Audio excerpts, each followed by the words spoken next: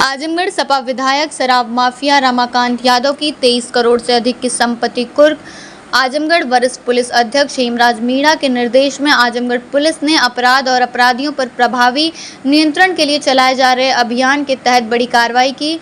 थाना अरौला क्षेत्र के कस्बा माहुल में शराब हत्याकांड और प्रदेश स्तर पर चिन्हित माफिया हिस्ट्री शीटर 133 गैंग के लीडर रमाकांत यादव की अवैध रूप से अर्जित संपत्ति को कुर्क किया गया। इस संपत्ति की अनुमानित कीमत 23 करोड़ 42 लाख 81,400 रुपये है। जिला मजिस्ट्रेट आजमगढ़ रविंद्र कुमार के आदेश पर 11 जून 2025 को उत्तर प्रदेश गिरोहबंद एवं समाज विरोधी क्रियाकलाप निवारण अधिनियम 1986 की धारा 14(1) के तहत कार्रवाई की गई। कुर्क की गई संपत्ति में ग्राम बसई, असफरपुर, परगना माहुल, तहसील फूलपुर में स्थित विभिन्न गाटा संख्याओं की भूमि शामिल है, जिनका कुल मूल्य निम्नलिखित है। रमाकांत यादव, जो वर्तमान में केंद्रीय कारागार फतेहगढ़ में निरुद्ध हैं, पर 21 फरवरी 2022 को थाना अरौला में मुकदमा दर्ज 39/2022 दर्ज किया गया था। यह मामला अवैध अपमिश्रित शराब के सेवन से 7 लोगों की मृत्यु और कई लोगों के गंभीर रूप से बीमार होने से संबंधित है। इस मामले में रमाकांत यादव सहित 13 अभियुक्त के नाम सामने आए। इसके अतिरिक्त रमाकांत यादव के खिलाफ विभिन्न जनपदों में 58 अपराधी मामले दर्ज, जिनमें हत्या, लूट, अपहरण और अपमिश्रित शराब का व्यापार जैसे जघन्य अपराध शामिल हैं। रमाकांत यादव, जो 1977 से आपराधिक गतिविधियों में सम्मिलित हैं, थाना दीदारगंज के ए श्रेणी का हिस्ट्री शीटर है। उसके खिलाफ आजमगढ़, जौनपुर, वाराणसी, लखनऊ और अन्य जनपदों में हत्या, लूट, अपहरण और गैंगस्टर एक्ट जैसे गंभीर अपराधों के मामले दर्ज हैं। उसने अपराधियों को गतिविधियों से अर्जित धन से अपने परिवार और रिश्तेदारों के नाम पर भारी मात्रा में अचल संपत्ति अर्जित की। इस कार्रवाई में अपर पुलिस अधीक्षक ग्रामीण चिराग जैन, तहसीलदार फूलपुर कमल कुमार सिंह, थाना अध्यक्ष अतरौलिया अमित कुमार मिश्रा, थाना अध्यक्ष अरौला प्रदीप कुमार, थाना अध्यक्ष फूलपुर सच्चिदानंद यादव और अन्य पुलिस और राजस्व अधिकारियों की टीम शामिल थी। वरिष्ठ पुलिस अधीक्षक हेमराज मीणा ने कहा कि अपराधियों और माफियों के खिलाफ ऐसी कार्रवाई जारी रहेगी। ये कार्रवाई अपराध पर अंकुश लगाने और समाज में शांति स्थापित करने की दिशा में महत्वपूर्ण कदम है। देखिए, आज जनपद आजमगढ़ में जिलाधिकारी आजमगढ़ के दिनांक 11/6/2025 के आदेश के तहत जनपद के जो माफिया हिस्ट्री सीटर संख्या 30/30A IS गैंग 133 के गैंग लीडर रमाकांत यादव के द्वारा अपराध से अर्जित संपत्ति का आज कुर्की की कार्रवाई की गई है। आपको जानकारी के लिए बता दें, 21/2/2022 को जनपद में एक बड़ी अपनी शराब पीने की वजह से एक बड़ी दुर्घटना हुई थी, जिसमें 7 लोगों की मृत्यु हुई थी और उसमें करीब 5 लोगों के विरुद्ध मुकदमा पंजीकृत किया गया था। और उसके बाद में उसी मुकदमे पे 2022 में ही गैंगस्टर एक्ट का मुकदमा भी पंजीकृत किया गया था, जिसमें रमाकांत यादव और उसके अन्य 12 साथियों के ऊपर गैंगस्टर एक्ट की कार्रवाई की गई थी।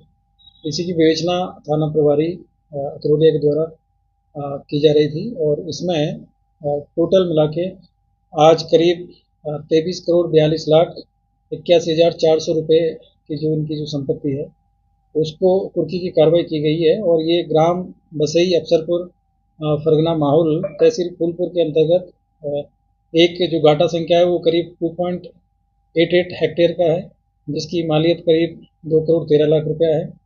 दूसरा जो गाटा संख्या है वो करीब 0.49 हेक्टेयर है और इसकी जो मालियत है करीब 2,59,000 रुपये है। और तीसरा जो घाटा है वो करीब 3.44 हेक्टेयर के आसपास में है और इसकी जो मालियत है वो करीब 2 करोड़ 54 लाख रुपये है। एक और घाटा संख्या है जो कि 2.94 है, इसकी जो हेक्टेयर है, इसकी जो मालियत है वो करीब 2 करोड़ 17 लाख रुपये है। और एक घाटा संख्या है करीब 3.47 जो कमर्शियल भूमि है और इसकी जो मालियत है वो करीब 16 करोड़ रुपए के आसपास में है। और एक जो घाटा संख्या है वो 0.38 हेक्टेयर है और इसकी जो मालियत है वो करीब 20,61,000 रुपये है। तो इस तरीके से टोटल मिला के 23 करोड़ 42 लाख और 81,400 रुपये की जो संपत्ति है, उसको जिलाधिकारी आजमगढ़ के आदेश के तहत उसको आज कुर्की की कार्रवाई की गई है। और आपकी जानकारी के लिए बता दें कि ये जो माफिया है इनको प्रदेश स्तर के माफिया भी चिन्हित किया गया है और आईएस गैंग के मेंबर और लीडर है और इनके ऊपर करीब जो आपराधिक मुकदमे हैं उसकी लंबी फहरिस्त है। इनके पास में करीब 58 से ज़्यादा इनके ऊपर मुकदमे हैं और 1977 तक इनके पास में बहुत ही मतलब कम संपत्ति थी और उसके बाद में इन्होंने जो आपराधिक जो गतिविधियाँ हैं उनसे बड़ी मात्रा में संपत्ति अर्जित की है और इनके ऊपर न केवल लूट के, हत्या के और तमाम इस तरह के मुकदमे हैं और जो अपने से शराब बनाने के और इस तरह के जो मामले हैं वो भी इनके ऊपर पंजीकृत है। तो एक प्रदेश स्तर के माफिया हैं और इस पे आदरणीय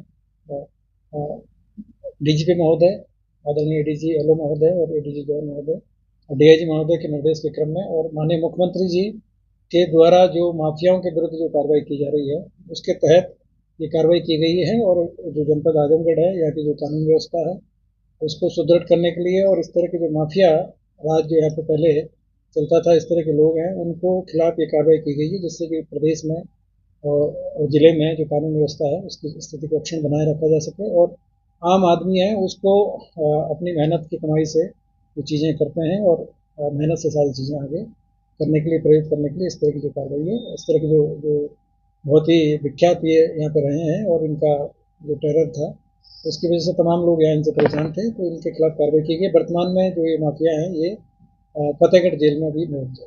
जिस तरह से सर कार्रवाई हुई, इतनी बड़े लेवल पे कार्रवाई हुई, इस पर या इस पे किस तरह की निगरानी नहीं हुई?